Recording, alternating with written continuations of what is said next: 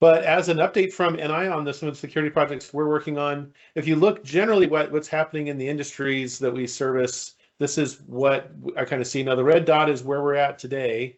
Last year, there was a lot of significant things that happened in the security world. In early 2024, there was a new regulation that came out through GSA, which is the purchasing arm of the government, that basically says that if you sell software to the US government, you have to provide a letter that says that that software was developed following a secure development framework. And they have, it's a 20-page document that goes through and talks about what is a secure development framework. And then you have to answer several questions that say, yes, this software was developed by this, and it needs to be signed by your CEO or a designee of the CEO. And so that means that you have to adopt a secure development framework. You can't fake that. And so NI's been working really hard for the last, I don't know, maybe 5 years to really implement and roll out our secure development framework internally. And we went through that process kind of internally to self-assess that, to say, can we sign this? Work with our lawyers on that. And we did sign that letter, and we posted that to the DoD website that you have to post it to. So we've done that. So you can buy NI software if you're on that end and you know that you're going to need one of those attestation letters. But just know that if you are developing any kind of software and you're going to sell your system to the government in the end, you're probably going to get asked for that attestation letter, and that you'll need to be developing with a secure framework. There was a regulation that came out also last year saying that any company that sells software to the government, US government, needs to have an SBOM for that software. So we have now generated SBOMs for all of our software, all of our current software. And so we have it for LabVIEW and TestStand and VeriStand and everything else. So we have those SBOMs.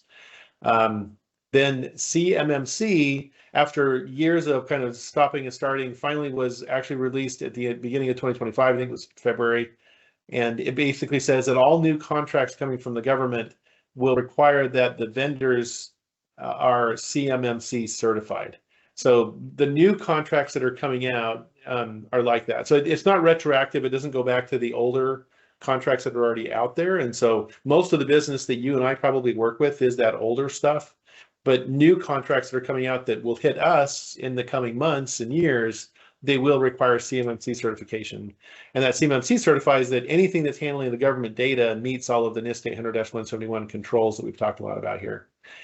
The other thing is that at the beginning of this year, the European CRA was passed. That's the one that requires a CE mark, that CE mark says this system or this component is cyber secure.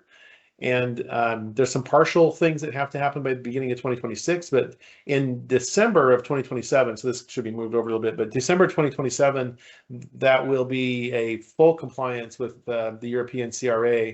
And you will not be able to sell a product into Europe if you don't have that CE mark that says this was developed and it is a secure product. So those are kind of the things that are happening generally. So NI's been working to comply with those things. As I said, we have SBOMs now for all of our software. We're using those internally every day right now. So we take those SBOMs and we run those against the public databases for vulnerabilities. We're identifying those vulnerabilities and going back and fixing all of those components in our products. And that is driving a huge shift in the way that we are supporting and developing our products. And I'm excited about that because it's making our products more secure. It does mean that the updates that you're going to see in the NI products for the next couple of years are going to have a lot of significant security updates in them. And so you should carefully consider updating. Not for the new features necessarily, but because the new software coming from NI is going to be a lot more secure than it has been in the past, because the SBOMs are making that more apparent to us and making sure that we're fixing those things. The European CRA, part of that is that by the end of 2027, that any of this software or other systems that you develop or sell into Europe have to be vulnerability free. So we are working very hard to make sure that all of our products, we've eliminated any of those vulnerabilities, even old ones that barely anybody knows about. We've got to make sure that those are all fixed and replaced and up to date. I asked ChatGPT to draw me a picture of fixing an airplane in the sky, and it made this picture. I think made me laugh pretty hard. But so that's what we're working on right now is all this CVE remediation. So we're trying to replace these components inside of LabVIEW, inside of TestStand, make sure that it's all up to date and strong as can be. And as we do that, it's impacting these products. And again, we're going to be rolling those updates out to you with each update. And most of those will just be rolled into the upcoming updates. You and me, we need to be thinking about what is our update strategy. And so having these systems that roll out that we only update every 5 or 10 years, that is not going to work in today's world of cybersecurity and knowing that we have to keep our systems updated. So we're fixing those, but as we fix those, that means that that pushes that over to you, and you've got to figure out when do you update your software and how you're going to revalidate the stations that you have. And I know that's a lot of work, and I don't know how to really resolve that, but that's one of the key tenets of cybersecurity is that you keep your systems up to date. And so we've all got to have a kind of a broader conversation about how we're going to do that in the future. And I don't know the answer to that. I'm still kind of working with a lot of people thinking through what that means. We put a lot of work into our NI Linux real-time system, the one that's used on Compact Rio, and it's also used in PXI for real-time systems. And so we have lots of documentation now available online. And we've also just in April, we updated the distribution that we send out. It's based on the kernel 6.6. So the latest one is 11.1. That is, it improved a whole bunch of things feature-wise, but also adds a lot of baseline security. So when you open up a Compact Rio out of the box, it is a lot more secure now than it was. And you can update to that distribution through a couple of different channels. You can go to GitHub, or you can do it through the hardware configuration utility. As part of that, also, we updated the SNAC documentation. So I'm going to walk through what SNAC is. Let me just tell you, we have many other projects that are in flight for also continue to improve NI Linux real-time and to make it more and more secure. But if you look at, here we have the updates to the stack and the kernel. And so we're excited that that's out and that's available now on GitHub. So this SNAC configuration is our secure network attached controller. What this does is this is a set of steps that we've scripted that you can run that will take your Compact Rio system or your PXI system, and it will turn it into a much more secure configuration. So it enables certain tools and it disables some features to make it more and more secure. The document that we have is 120 pages long, and it goes through and talks about all of the different settings that it affects and how that impacts each thing. And it has an analysis compared to NIST 800-171 of exactly how we do or do not meet each one of the requirements of 800-171. This is a great resource that you can take to your security team when they say, hey, is that Compact Rio? Is that thing secure? Do we want it on our network? And you can give this to them and say, this is exactly how secure it is. And it lists what is great about Compact Rio and where there are vulnerabilities. And with this last update, it is much, much more secure. And there's that list of things where we're still kind of short is much, much smaller than it's ever been in the past. So you can find that if you go to this website along the bottom, it's github.com. You can find that. You can also go follow this QR code, which most security people are afraid of clicking QR codes. But you can also if you go to the ni.com/security website, and there's a link to it, which I'll show you here in a minute.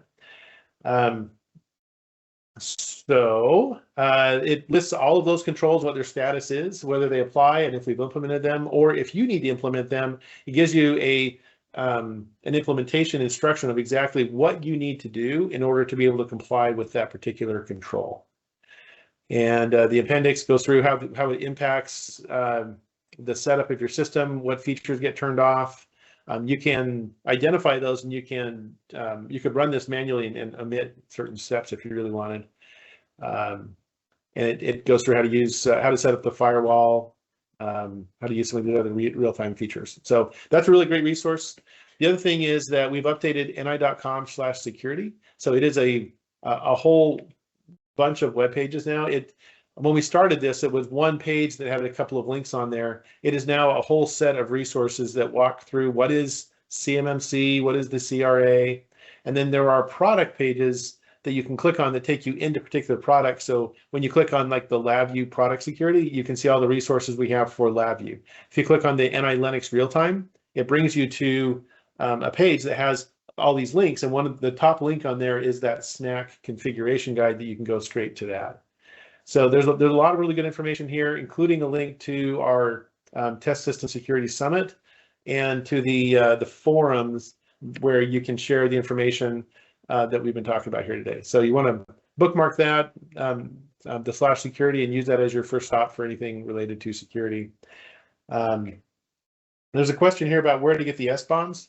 The SBOMs, the requirement is that we have the SBOMs, not that we give them to you. And so the reason that the requirement is that we have that is so that if there's another incident, like Log4j was the big one, right? Instead of like when you contact the vendor, the supplier of the software, you should be able to find out from that supplier, do you have Log4j in this software stack? And we should be able to tell you immediately yes or no. And so that's the whole purpose of the SBOMs. We are working on being able to release those to you more easily. For now, if you need them, if your project calls that you have to have the SBOM, the way to get that is to email security@ni.com and ask us for that SBOM, and we'll go through a process with NDAs and such to get that to you.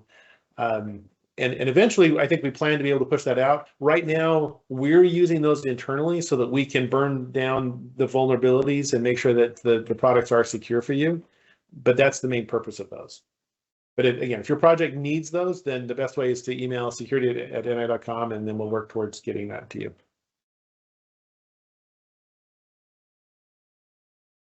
And we have our forum. And so again, we'll have this recording posted there, and there's some other stuff there that I think you'll find interesting. I did want to kind of throw in one little thing that I learned. This is not an NI tool, but it is actually pretty interesting. If you go to, you have to enable this, but you can turn on Windows Sandbox. And if you need to run some kind of a test that is potentially damaging to your system, you can run Windows Sandbox. And this is a container-based thing that launches an instance of Windows inside your Windows. So it's like a virtual machine, except it's completely sandboxed off. And when you close it, it goes away. So you can go in there and you can wreak whatever havoc you want to wreak. You can install things to see how they work. You can test different things, and again, when you close it, it's gone. And every time you open it up, it opens up fresh again. And so that's what's taking a little bit of time here as it's getting going, but here it is. So I have a fresh install of Windows right here. I think it's based off of my current build. So wherever I am in Windows right now, this is the same thing because it's using Dockers to bring all those in. And so it doesn't have anything installed in it until I install those things. But once I install those things, then I can play around with them and do whatever. And then as soon as I close it, it's all gone. But if you do need to do any kind of sandbox tests where you're afraid of damaging your system, that is a cool little tool to know about. So if you Google a little bit, you can find out how to enable the sandbox the first time. It's pretty simple, but you have to just check a box, reboot, and then you'll see the option show up as something in there. All right, that was the NI update. Any questions or anything for NI to answer?